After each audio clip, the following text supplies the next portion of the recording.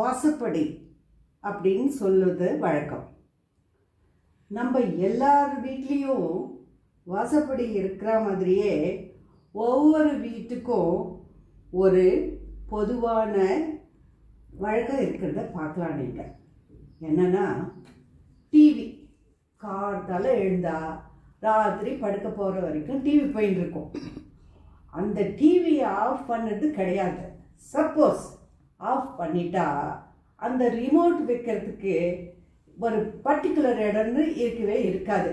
எங்கே தோணுதோ அங்கே வச்சுட்டோ அவசரத்தில் மறுபடியும் தேடுற வழக்கம் இருக்குது.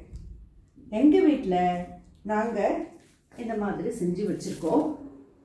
ஃபஸ்ட்டெல்லாம் இதுக்குன்னு ரிமோட் பேக் இருக்குது, அதை வாங்கி கட்டின்னு இருக்கோம். இப்போது என் கணவர் இந்த சேரில் உட்காந்து டிவி பார்க்கறதால இந்த மாதிரி பேக்கை யூஸ் பண்ணுறோம்.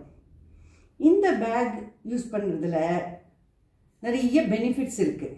என்னென்னா, இந்த பேக்கை எங்களோட family friend Mr Gopal and Mrs Rama Gopal அவங்க பொண்ணு கல்யாணத்துக்கு கிஃப்ட் போட்டு கொடுத்தது.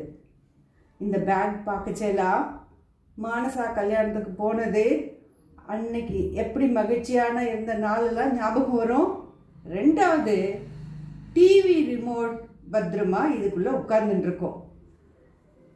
அதனால் நீங்கள் ரிமோட் வைக்கிறதுக்கு இந்த மெத்தடை யூஸ் பண்ணி பாருங்கள். உங்கள் வீட்டில் எந்த பேக் இருக்கோ அதை யூஸ் பண்ணிக்கலாம். டிவி ரிமோட்டை தேடாமல் நம்ம கைக்கு கிடைக்கிறதுக்கு வழி பண்ணிக்கலாம். தேங்க்யூ.